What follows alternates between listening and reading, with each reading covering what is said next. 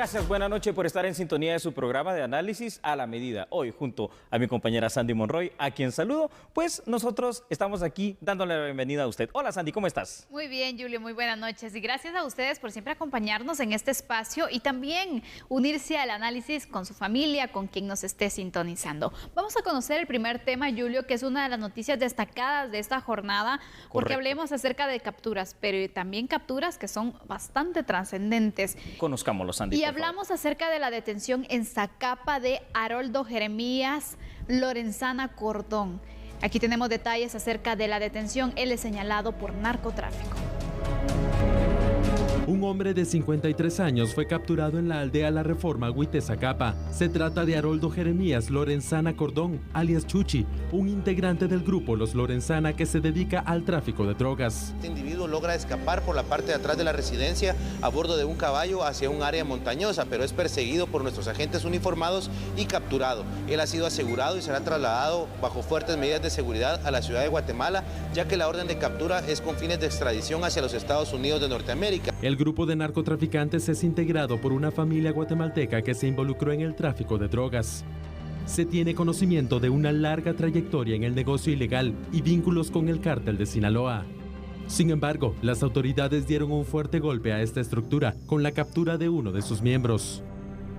Las imágenes son contundentes e impactantes, y es que el narcotráfico se ha constituido en una de las amenazas transnacionales más grandes en el tema de seguridad en el territorio guatemalteco. Nuestro país es el puente de enlace entre los cárteles sudamericanos de Ecuador, Venezuela y Colombia, y obviamente los cárteles mexicanos. El narcotráfico afecta a Guatemala, pues genera violencia, muerte, actividades ilícitas, y cada día parece estar ganando más terreno y más adeptos. La motivación más grande, Sandy, para integrar o apoyar los cárteles del narcotráfico definitivamente sigue siendo la motivación económica. Y es así, como tú bien lo dijiste, que cae el último de los hijos varones del patriarca, don Valdemar Lorenzana. Así es, Julio, pero aparte mencionemos también que hay una orden de extradición, porque obviamente es Estados Unidos el principal interesado en poder procesar a esta persona que fue detenida hoy. ¿Cuál es el procedimiento legal que sigue ante un caso como este, Julio? Es correcto, Sandy.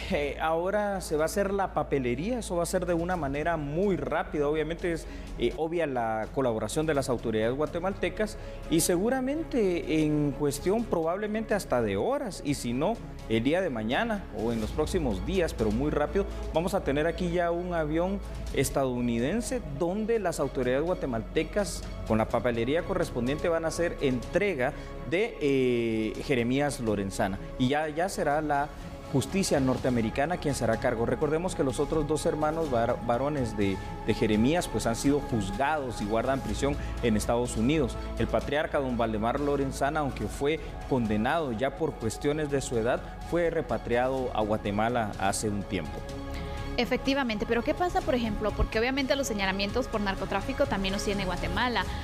¿Cuál es la situación que se debe él aclarar su situación legal primero en nuestro país y posteriormente hacer el traslado, o aquí entra inmediatamente la extradición, si no pudieras aclarar? No, claro, tienes toda la razón. Primero, si tiene asuntos pendientes con la justicia guatemalteca, por ejemplo, como tú dices, actividades derivadas del lavado de dinero, del narcotráfico o de la asociación ilícita, que son los tres principales de delitos que se asocian al narco, pues entonces tendría que resolver su situación jurídica aquí en Guatemala. Pero supongamos, Andy, que no la estuviera, ¿verdad? Que no hubiesen estas denuncias o querellas penales, entonces puede ser entregado inmediatamente a Estados Unidos. Hasta donde entiendo, de manera todavía extraoficial, esta es la situación jurídica de Jeremías Lorenzana, es decir, va a ser entregado directamente para la extradición hacia Estados Unidos. Julio, de esta captura llama la atención el operativo que se realizó. Correcto, y sobre Sandy. todo también la forma en la que casi logra escaparse. Sí, porque al final de cuentas, después de que aquí sabemos todos que aunque oficialmente no aparece, la DEA está detrás, esto es obvio, y obviamente pues las fuerzas nacionales son las que ejecutan, como tú bien dijiste, Sandy, el operativo. Pero Jeremías Lorenzana estuvo a punto de escapar porque tomó un caballo, se internó en las montañas de su propiedad y fue bastante difícil para las fuerzas de seguridad, al final de cuentas, perseguirlo, cooptarlo y capturarlo. Sin embargo, estamos viendo cómo lo lograron hacer, y además, ¿sabes, Sandy? Por eso te digo, aquí yo creo que la extradición va a ser inmediata. inmediata. Ya estaba una avioneta esperando precisamente en Zacapa para trasladarlo a Torre Tribunales de Guatemala, como ya lo podemos ver en estas imágenes. Por cierto, al ver las imágenes se ve la cara de un hombre, en este caso desorientado, preocupado por su situación jurídica. Es evidente al ver allí a Jeremías Lorenzana. Hay otro punto que quiero destacar, Julio, de este operativo. Lo decía en horas de la noche Pablo Castillo, el portavoz de la Policía Nacional Civil, que según la información que tienen, cuando Haroldo pues estaba escapando, lo encuentran unos agentes de la Policía Nacional Civil, ofrece dinero y los agentes optan por no recibirlo y por capturarlo. Esto hay que destacarlo, ¿sabes por qué? Porque ya no sería la primera vez que pasa aquí en Guatemala y qué bueno, ¿no? Por esa situación. Necesitamos una policía que sea absolutamente incorruptible. Pero imagínense qué tentación tuvieron los agentes. Enorme. ¿Recuerdas cuando fue capturado por primera vez en su vida para ser puesto por primera vez también en prisión el Chapo Guzmán? Fue aquí en Guatemala y él ofreció millones de dólares. Sin embargo, fue entregado a las autoridades mexicanas. Hoy pasó una situación similar y creo que muy bien por el actuar de los policías. Es un gran punto a destacar, Sandy. Gracias por ese dato tan importante.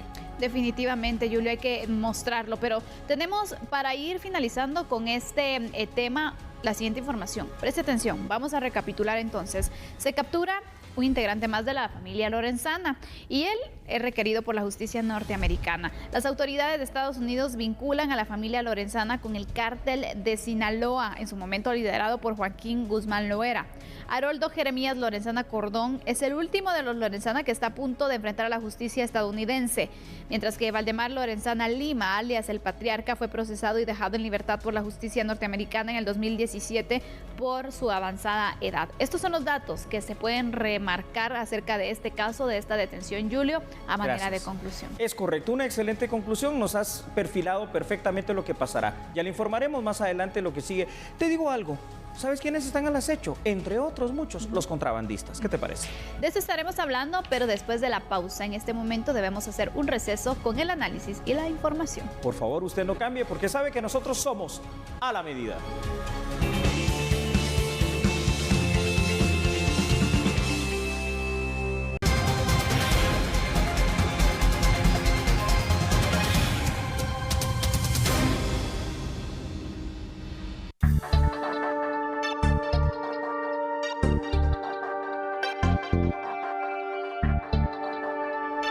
Diferentes cámaras empresariales se pronunciaron y rechazaron los disturbios registrados en la aduana de Tecumumán.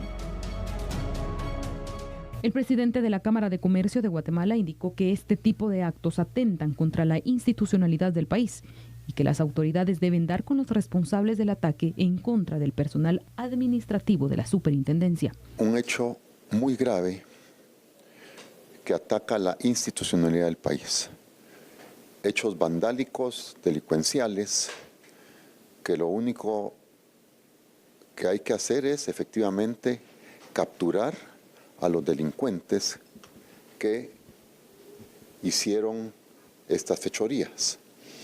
Adicionalmente a ello, hay que ser muy claros que este flagelo del contrabando en Guatemala tiene que ser eliminado. Además, directivos de la Cámara de Alimentos y Bebidas rechazan la falta de seguridad del personal de la Administración Tributaria y de la aduana, por lo que hacen un llamado a reforzar la presencia del Estado en la zona fronteriza. Una posición nuestra es que lamentamos sobremanera la ausencia de personal Ministerio de Gobernación, de personal del Ministerio Público en el momento oportuno y del Ejército Nacional, quienes a nuestro criterio debieron de inmediato asegurar el área. Y debía haber amanecido hoy el área totalmente asegurada y resguardada por las autoridades para garantizar la seguridad tanto de los funcionarios de la entidad como de la población en general. Así que un llamado a que las autoridades ejerzan su mandato constitucional y defiendan a la población.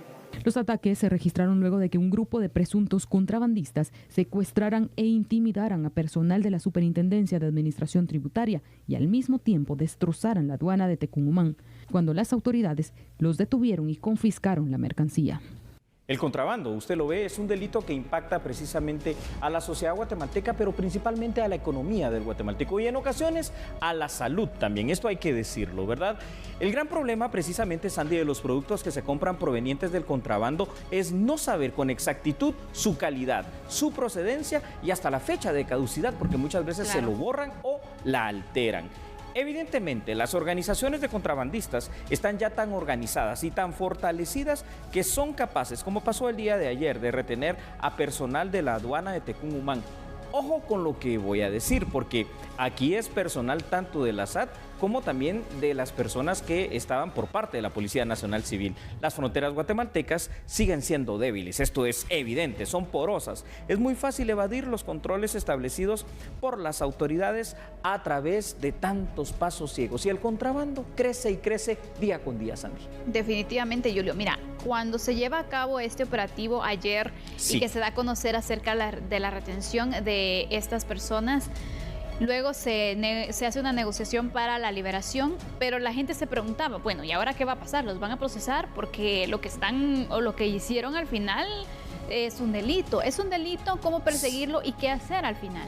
Es un delito, a ver, varios delitos, de hecho, Sandy, un concurso ideal de delitos, te diría. Asociación ilícita, porque eran más de 3, eso es evidente. Obviamente el mismo contrabando, ¿verdad? Pero ayer tuvieron un secuestro realmente, ¿no? Retuvieron en contra de su voluntad a la gente de la SAT, a la gente de la Policía Nacional Civil, que entre otras cosas son autoridades. Pero además también hicieron destrozos, ¿verdad? Cuestiones materiales a lo que es parte de... ¿De esa aduana? Sí, de la aduana que le pertenece al Estado guatemalteco. Y por demás, te diría, esto va a sonar raro, pero es como si hubiesen robado, porque utilizaron la violencia, lo que se les había decomisado. Entonces, la alerta aquí es dramática. Qué poder el que están manifestando estas organizaciones. Pero ¿qué pasa si, por ejemplo, la policía, el Ministerio Público detienen a estas personas? Sí, Sandy. ¿Crees que se puede armar o se puede generar al final mayor conflicto o hay que dejar un precedente? ¿Qué hacer para tratar esta situación que, por lo que se puede observar, se podría salir de control incluso? Se podría y se salió de control, de hecho, ya, sí. ¿Verdad, Sandy? Yo voy a hacer nuevamente alusión a una frase que hemos dicho aquí en tantas ocasiones. La ley, ahí está, es lex dura lex. Hay que aplicar la ley, es que no queda otra forma para poner orden en nuestro país, Sandy. Que se van a molestar, pues que se molesten, pero es que si el contrabando representa un delito y se hacen este tipo de acciones tan violentas, que son ya delictivas también, pues entonces hay que tomar acciones drásticas, duras, fuertes. El Estado aquí tiene que tener ese control. Por supuesto. Vamos a mostrar otros datos, Julio, porque necesitamos ampliar este análisis y pues poder enfocar los diferentes escenarios de esta problemática. Parece que cada día más personas se sienten incentivadas y esto es lo que lamentamos también para involucrarse a pequeña o gran escala en el contrabando. El principal país de origen de los productos de contrabando que ingresan a Guatemala es México, por su cercanía, por los precios y también por la variedad de productos que se tienen. Además, el quetzal pues es una moneda más fuerte que el peso mexicano. Caso contrario sucede con el dólar que se maneja con El Salvador, entonces por lo tanto el atractivo va más para México. Así es. El combate al contrabando pasa por la apertura de fronteras, de mercados y la libre competencia. También investigando la posible colaboración de empleados públicos, sin duda, Julio. ¿Cómo combatir el contrabando en este caso? Cuando, por ejemplo, las fronteras tienen puntos ciegos, al final puntos de que... Muchísimos. Exactamente. Sí. Y descubren uno, pero luego abren otros. Exactamente. Entonces, al final hay muchas tácticas que utilizan estas personas, ¿no? Y en algunas ocasiones uno dice, es tanto el problema que ha sobrepasado la capacidad de acción de las mismas autoridades. Por ejemplo, en fronteras en las cuales vemos aquí como en Tecún-Umán, donde a veces es casi a la vista de todo el mundo que se pasan los productos de contrabando. En lugares en la carretera donde están hasta la venta de productos contrabandeados de México, como la gasolina, por ejemplo. Se hace el esfuerzo de combatirlo, sí, pero no hay el suficiente personal y sí, tú lo has dicho. ¿Habrán cuántas fronteras? No lo sé, unas 6, 8 fronteras, pero habrán unos 60 pasos ciegos. Entonces es en este momento imposible. Es ahí donde viene la otra parte de seguridad, el porqué del fortalecimiento del Ejército de Guatemala. Ellos son los encargados de cuidar las fronteras, pero también necesitan equipo y personal. Entonces ahí está el problema. Definitivamente, pero me llama la atención otro punto. Bueno, a ver, Sandy. Para combatir el contrabando en este caso, mejoremos o facilitemos también los procesos comerciales, ¿no? Sí. La libre competencia y de esta forma buscar la manera de atacar especialmente el punto del contrabando, que son los precios, que es la facilidad que a lo mejor tienen también estas personas. ¿Qué hacer entonces? Aquí tenemos que tomar acciones como los europeos. Ellos han abierto sus fronteras, hablo de Europa occidental, y el contrabando allá, si se da, es mínimo porque no es un delito que les impacte mucho. Pero entonces los productos, hay un incentivo para que tú los lleves de un país a otro y que puedas declarar, ¿no? Pero aparte, declarar me refiero a los impuestos que hay que pagar, que tampoco son tan altos, que esa es otra cuestión que habría que ver.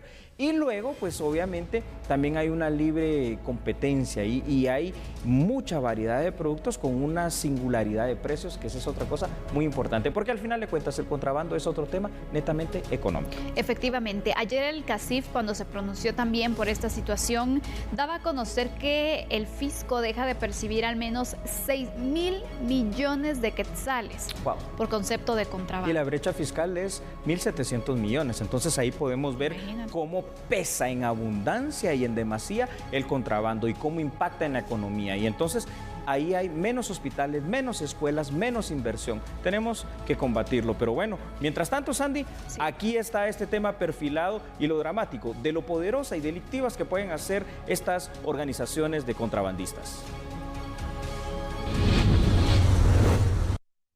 Conozcamos ahora otras noticias, porque el presidente electo Alejandro Yamatei realizó una gira de trabajo y en esta se reunió con las nuevas autoridades de Quetzaltenango. El doctor Yamatei se reunió con los 24 alcaldes y diputados electos por el departamento de Quetzaltenango como proceso de acercamiento en la fase de transición de gobierno. Yamatei manifestó su preocupación por la infraestructura en el occidente, contemplando como un proyecto medular a ejecutar la construcción de un carril de ascenso en la carretera Cito-Zarco, ubicada entre Quetzaltenango y Retaluleu. Así también se refirió al proyecto de presupuesto que se discute en este momento en el Congreso de la República. Antes del 28 de febrero del año entrante, yo estaré en el Congreso de la República en persona y exigiéndole al Congreso de la República nuevo la modificación al presupuesto que nos hayan dejado, porque no estoy a favor de un presupuesto que apañe la corrupción y lo vamos a transparentar. El presidente electo señaló que en varios ministerios se ha avanzado en el proceso de transición. Algunos lugares en donde ya estamos prácticamente terminando un proceso de transición que es básicamente el de información de cómo están las cosas. Un proceso de transición que ha sido acompañado por primera vez en la historia por la Contraloría General de Cuentas, quien está certificando de manera tal que lo que nos están entregando quede certificado para que el día de mañana no pueda decir el funcionario que se fue, yo se los dije y no nos lo hayan dicho, va a quedar todo certificado. Y estamos hablando con la Contraloría de Cuentas que se logre determinar quiénes serán los responsables legalmente de la entrega de cuentas que nos haga al gobierno nuestro en cada una de las instituciones, de las 117 instituciones del Estado que son verificadas por la Contraloría de Cuentas, de manera que podamos tener la certeza de que si el día de mañana hay un faltante o cualquier cosa, haya quien sea el responsable y nosotros no nos tengamos que preocupar de ver hacia atrás, sino que sigamos viendo hacia adelante y la justicia sea la que mire para atrás. Una pregunta para usted en casa y para ti acá en el estudio, Sandy. ¿Cuál será la importancia real de los juzgados de mayor riesgo? Un tema muy interesante que lo vamos a analizar después de la pausa, porque hay varios elementos que le vamos a dar para que usted también haga su análisis. Así que no cambie, sabe que nosotros somos a la medida.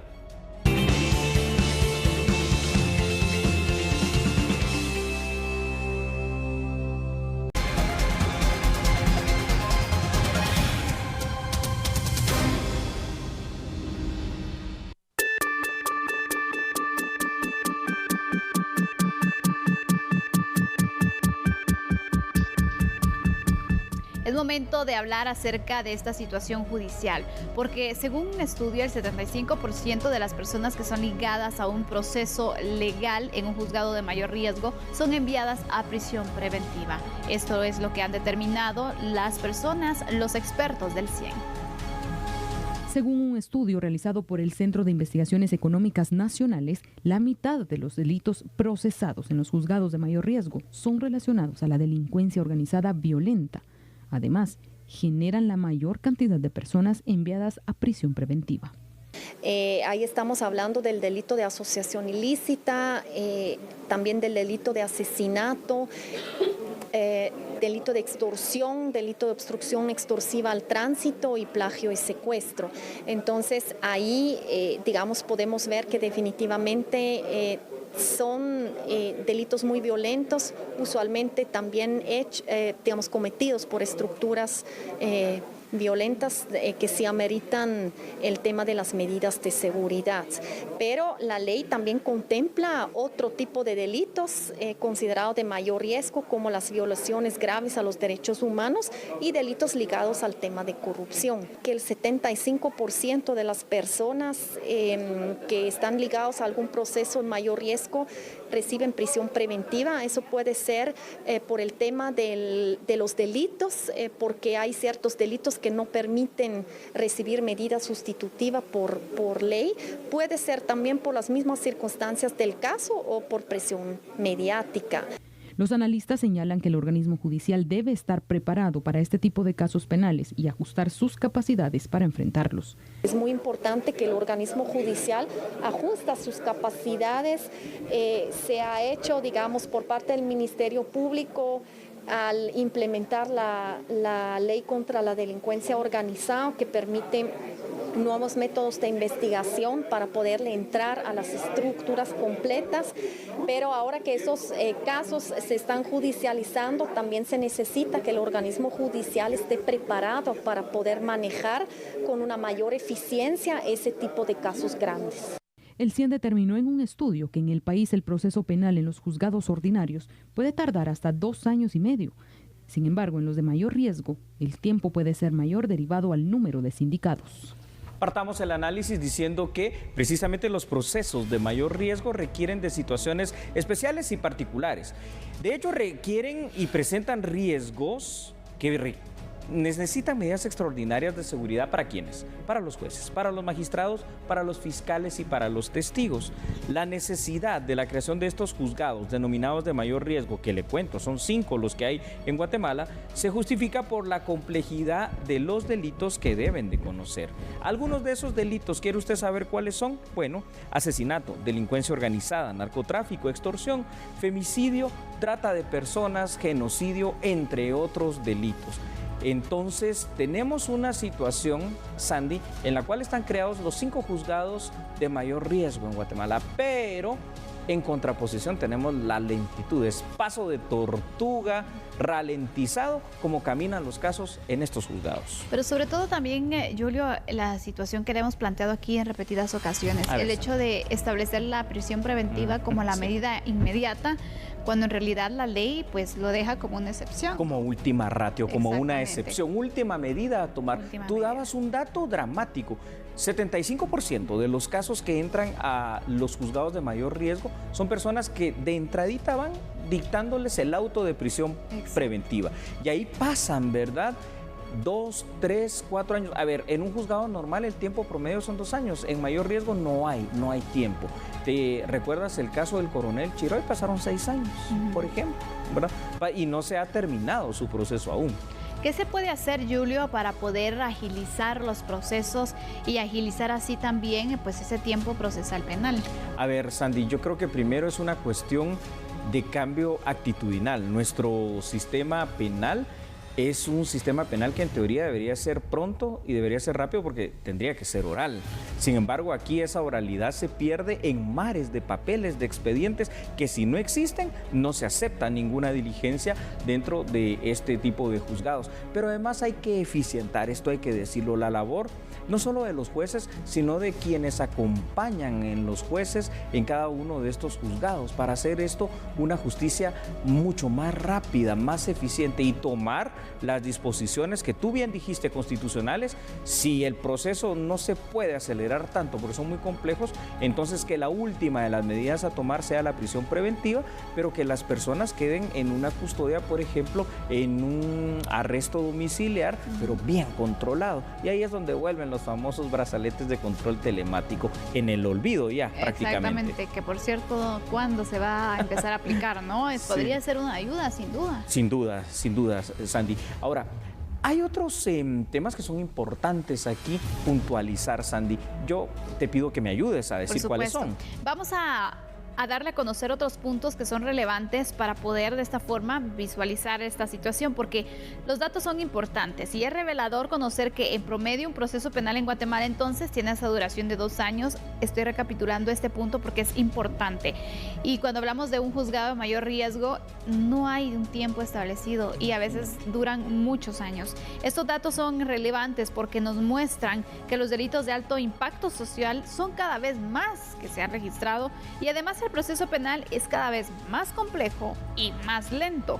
Uno de los factores que influyen en esa lentitud es el abuso, sin duda, de un recurso conocido como el amparo. Es correcto. Y además el abuso de lo escrito en un proceso penal, que en teoría debería ser oral.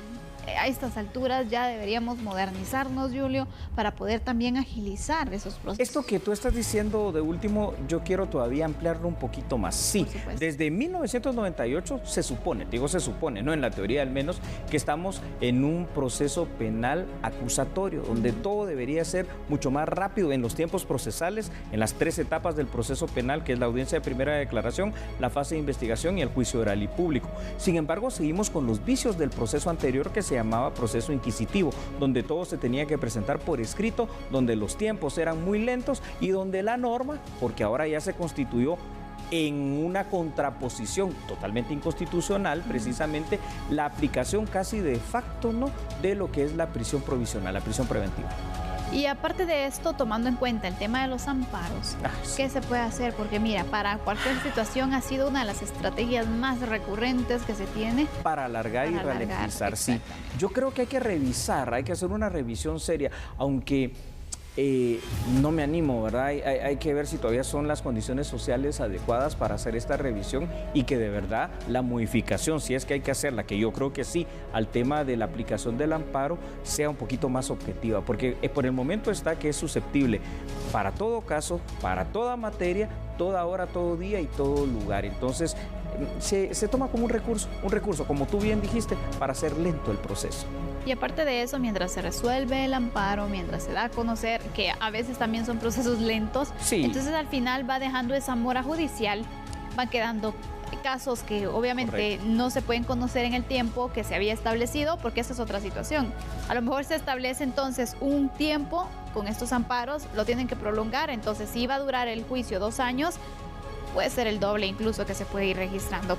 Así que este es parte del estudio que se ha dado a conocer por parte del CIEN. El 75% de las personas ligadas a procesos en un juzgado de mayor riesgo, imagínense, se encuentran o son enviadas a prisión preventiva. Este es uno de los puntos a resaltar y ahora vamos a continuar con otra información.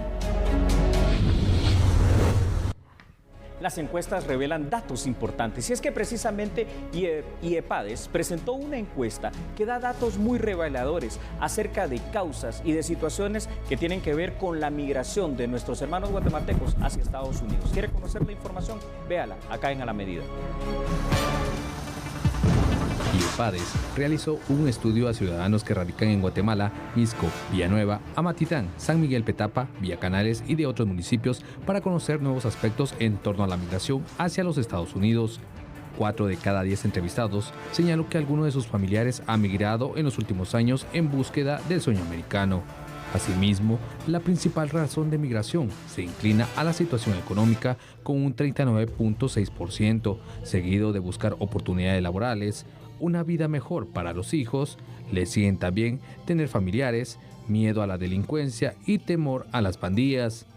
Otro de los aspectos es la migración interna. Aquí se establece que al menos uno de los entrevistados ha cambiado de hogar a causa de la inseguridad. Los principales motivos para cambiar de residencia son por extorsión, inseguridad generalizada, las maras y las amenazas.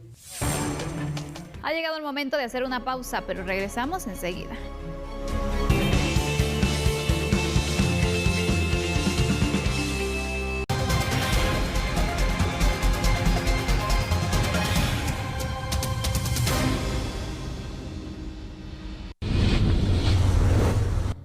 El presidente del organismo legislativo, Álvaro Arzú Escobar, se pronunció por la aprobación de la ley de aceptación de cargos. Estas son las reacciones y también un poco de lo que indicó en una entrevista. no contemplaba ninguna restricción a ningún delito. ¿Qué quiere decir eso? Aplicaba para todos los delitos, para narcotráfico, para asesinato, para violación, para secuestro, para extorsión, para aborto, para cualquier delito tipificado en el Código Penal de Guatemala, se podía utilizar la figura de aceptación de cargos según la propuesta de CICIG y de Tel Maldana. Cuando en la ley que se aprobó el día martes se incluyeron más de 70 delitos que no aplican para la aceptación de cargos. Nosotros sí incluimos la prohibición de que si una persona es reincidente, no puede optar a la aceptación de cargos. Y otro tema importante que aparece también en la iniciativa original es que la reducción de penas que ellos proponían, si el procesado acepta los cargos durante la audiencia de primera declaración, tendrá derecho a que se le rebaje las penas en la mitad, igual que como lo hicimos nosotros con el 50%. Si lo hace después de la audiencia de primera declaración y hasta que se profiera resolución que admita la acusación, tendrá derecho a que se le rebajen las penas en una tercera parte, igual que nosotros. Si lo hace después de la apertura del juicio, hasta antes de iniciar la recepción de las pruebas en la audiencia de debate, tendrá derecho a que se le rebajen las penas en una quinta parte, igual que nosotros. Porque es aclararle a la población que lejos de decir de que aquí van a salir mareros libres, es absolutamente falso. Está prohibida la extorsión, está prohibido el robo, está prohibido el asesinato. Todos los temas por los que meten a los mareros a las cárceles no pueden optar a esto. Se hizo una comisión específica para conocer las enmiendas y esa comisión recibió a todas las partes interesadas, desde la sociedad civil a la Corte Suprema de Justicia. En su momento también recibieron al Ministerio Público y se consensuó una iniciativa de ley. Y eso fue lo que fue aprobado. Entonces, que nos digan que se hizo algo a escondidas es absolutamente falso. El festival Emprende Fest, promovido por el Ministerio de Economía, cerrará sus actividades precisamente el próximo 21 de noviembre en el Campo de Marte. ¿Quiere usted saber más de esta información? Véalo en este instante. La invitación es abierta para los emprendedores en búsqueda del desarrollo, para asistir al Emprende Fest, donde podrán conocer más sobre modelos de negocios, finanzas, publicidad y estrategias de venta, entre otros. Este es un gran día en donde ofrecemos diferentes actividades. Una de ellas pues, son conferencias magistrales para los emprendedores, talleres simultáneos que les permiten formación a los emprendedores, pero también llegan las instituciones de servicio. Es decir, por ejemplo, vamos a tener una conferencia del registro mercantil para que conozcan cómo inscribir una sociedad de emprendimiento, por ejemplo.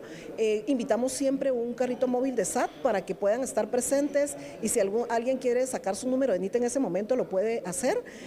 También tenemos otros tipos de talleres. La participación es gratuita y está abierta a todo el público que quiera llegar. Principalmente está dirigida a los emprendedores que quieran ir a conocer cuáles son esas nuevas tendencias que apoyan a sus emprendimientos. Este año el festival se realizó en Retaluleu, Huehuetenango, Chiquimula y Quetzaltenango, donde surgieron más de 2,000 emprendedores y de los cuales se elegirá un ganador como emprendedor del año. Para ese día ya tenemos los ganadores. Se conformó un jurado calificador que no son solamente del Ministerio de Economía, sino que pertenecen al sistema, el ecosistema emprendedor, es decir, son personas externas que son especialistas en el emprendimiento, que han venido calificando.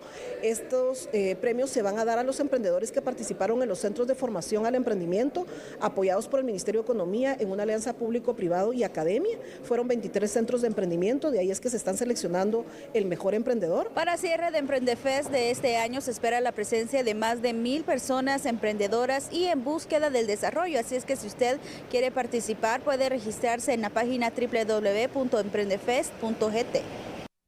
Y en otras noticias, 12 maestros y una directora de centros educativos públicos y privados fueron galardonados con el premio Maestro 100 Puntos, que se realiza en su edición número 14. Aplicar sus conocimientos para enfrentar temas como la seguridad alimentaria y nutricional con sus alumnos llevó a Nelson Archila a ser uno de los galardonados. El maestro cultivó con sus alumnos un huerto, el cual cuidan y obtienen los alimentos para complementar el desayuno y el almuerzo escolar. A través del aprendizaje basado en proyectos se promueve el emprendimiento, la seguridad alimentaria y nutricional y el cuidado del medio ambiente. En sí es la elaboración de abonos agroecológicos. 100% orgánicos, y lo económico porque los niños elaboran los abonos agroecológicos con productos propios de su contexto. Y lo económico ya que no se genera mucho dinero, sino que ellos apropian lo propio de su entorno y se benefician del mismo. Tenemos un biohuerto escolar en el establecimiento, y las siembras, las legumbres y las verduras que son producidos por los niños, sirve de soporte en la alimentación escolar de todo el establecimiento. También las matemáticas resultaron ser una opción para hacer que las alumnas de primaria conocieran el valor del dinero, la responsabilidad de administrarlo e incluso la generosidad para quienes no tienen. Así fue como Carla Portillo también recibió el reconocimiento a su trabajo. Nos enfocamos en buscar estrategias divertidas para que ellas puedan aprender matemática, y a raíz de todas esas estrategias que nosotros utilizamos durante el año, pues desarrollamos un proyecto a final del año que se llamó Entre Juegos y Comida Guatemalteca Aprendemos Matemática, en donde ellas utilizaron dinero de verdad, o sea, crear una cultura financiera y aparte crear una cultura de ahorro, en donde ellas obtuvieron de su ganancia, aperturaron una cuenta de ahorro, y en donde los proyectos de aquí hasta finalizar su ciclo escolar van a ir esos fondos a esa cuenta de ahorro, y aparte el 5% de las ganancias obtenidas, pues se creó un proyecto humanitario en donde ellas utilizaron para comprar libros y enviarlos a Lemoa Quiché. El proyecto nació a raíz de la necesidad de que nosotros observábamos en las niñas de que los padres de familia les daban dinero y no lo sabían utilizar. Entonces, a raíz de esa necesidad surgió este proyecto, en el cual llevamos a cabo y ahora concientizarles el uso del dinero y crearles una cultura de ahorro. Una de las más recientes categorías de la premiación es la de Director 100 puntos, y en esta ocasión la directora Leonarda Ávila, con sus 10 años de administración en una escuelita de Suchitepeques, ha hecho que con la participación de los padres de familia, la rendición de cuentas y la transparencia del gasto sea su principal objetivo. Trabajo en conjunto con la comunidad educativa, padres de familia, alumnos y docentes. Y juntamente con ellos nos proponemos proyectos a inicio de cada año. Lo planificamos mediante un PEI. Luego, durante el año, pues vamos ejecutando, gracias a la transparencia en la ejecución de los fondos también. Y es así como se lo han logrado diferentes proyectos. Si hablo de infraestructura, puedo mencionar techado de cancha, construcción de aulas, implementación de laboratorio de computación, salón de audiovisuales, biblioteca, rampas, sanitarios exclusivos para niños con capacidades diferentes. Asimismo, también se ha tratado la manera de implementar la metodología Montessori en el nivel preprimario. Patrocinadores del evento y empresarios por la educación entregaron a los galardonados, además del reconocimiento, premios en efectivo, becas, bibliotecas, entre otros. Nos vamos. Gracias por su sintonía. Hasta mañana. Que descanse. Feliz noche. Chao.